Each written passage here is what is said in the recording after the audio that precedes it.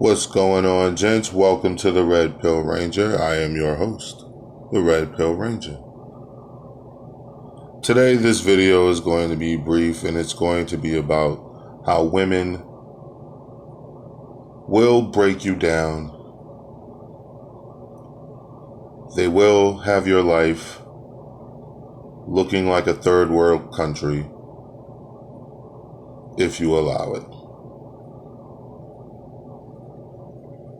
A lot of times men are doing well in their lives when it's just them. Now, he may not have fancy, let's say a fancy furniture in his apartment, but he will have a very nice television set. He may not have pictures all over the wall, but he will have a very nice vehicle. He may not have flowers and pretty things hanging from the windows, and the kitchen is done up, and the kitchen table has a nice cover and flower design on all the mats, and not gonna have all those things. But what he will have, generally, is a closet full of nice clothes.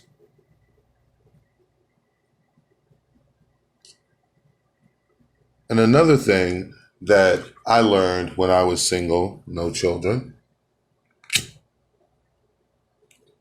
and when I had children and was for a short time single again.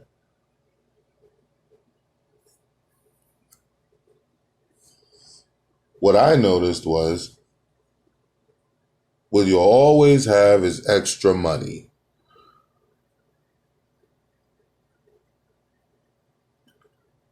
When I was a little younger than I am now, younger man, I remember moving to a new state.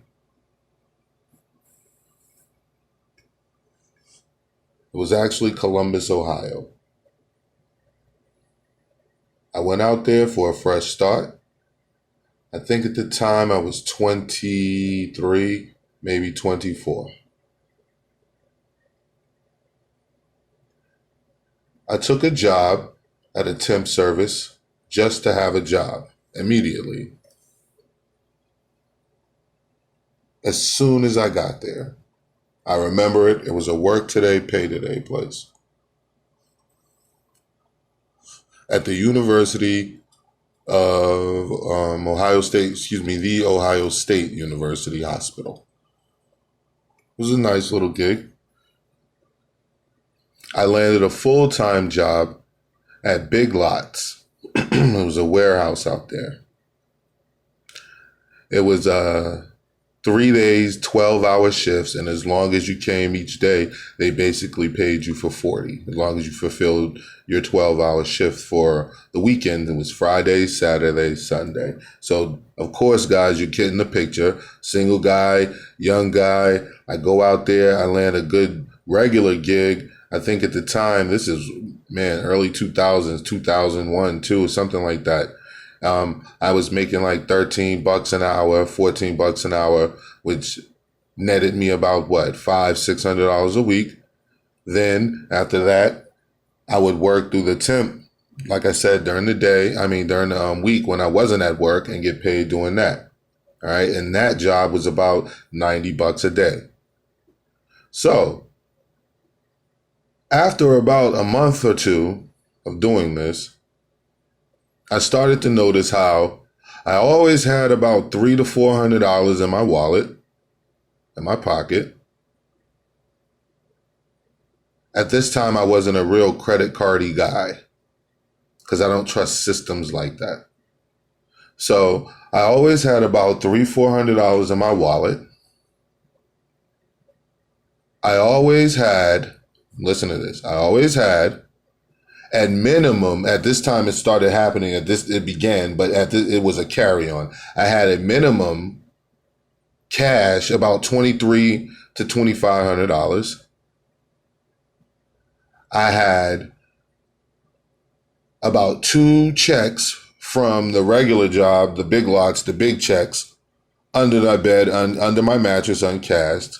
About 4 or 5 of the other checks from the other job under my mattress, uncashed.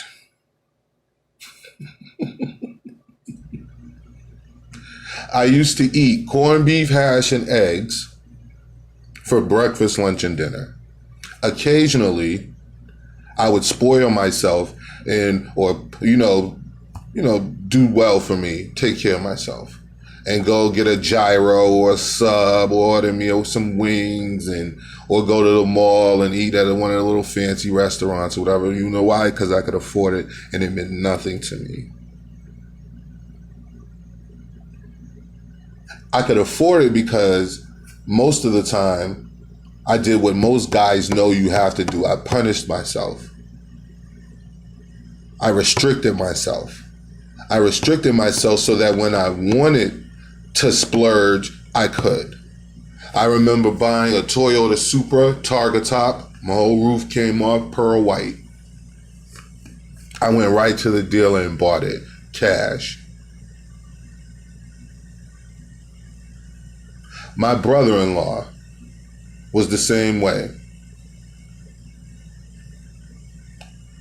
The difference was when I met him, he was so full of life, shining, smiling, had a nice car, man. He was like because I didn't have a brother. But my father was, of course, one of my inspirations. My father always had a nice car, always, had boats and projects, like he was a guy's guy. But, as a teenager coming up, a guy closer to your age can influence you a lot, better than sometimes your uncles or your father or grandfather can at that point in your life. And he did, because he is a good guy. He's a great guy. He was great to my niece, which he didn't have to be, and when he met my sister, and he was great to my niece and still is to this day, to her children. So still, he's an awesome dude, personally. And I remember him, man, he used to dress, man. He used to have golds in his mouth, rings, nice watch. Like I say, he had a nice car with a nice system in the back, man. He had it going boom, boom, coming through. You could hear him a mile away come in and all that shit. He was dope, man. And it's like, after a while, at the end of it, man, he was wearing baggy sweats and they just sucked the life right out of you, man. All the things he was doing positive, the same that I like me, then I get with a woman and it just all sucks away. Next thing you know, I'm wearing cut off sweats and just, it's like this picture, man. You can be strong, vibrant, man. You can be a fucking ox, man, running around in this world, running around accomplishing things, at least trying, brothers. But when you get with them, this is what happens, man. You get beat up, you get chained down because your life is now intertwined with hers.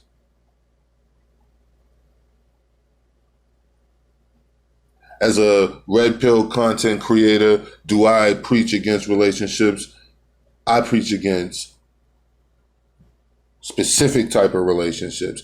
And let's let this be said right now. If you are against relationships, period, there is nothing that I can say that I can think of, or even anything that I would even attempt to think of to try to sway you from going that way. If you're a young man, older man, whatever age you are, brother, more power to you. Make sure you keep yourself safe as far as strapping up and try to, bang the same one for a while and then move on to the next one. So that, try to limit the ones you engage in, decided to attempt to stay, disease free. That's it. But do I advise completely against it? No, I advise against being fucking retarded for women. I advise against caping for women.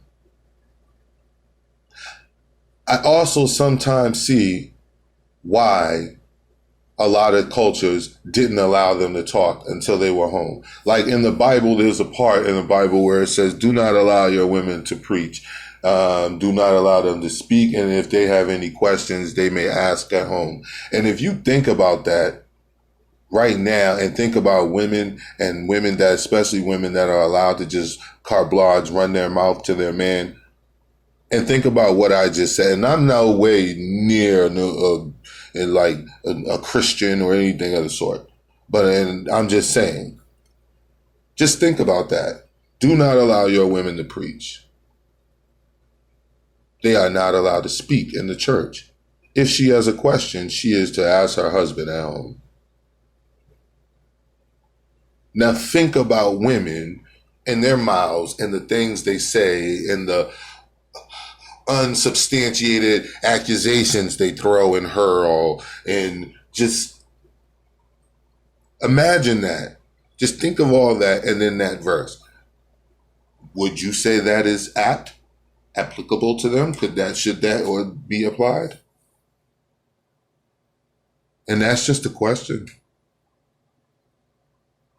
It's crazy.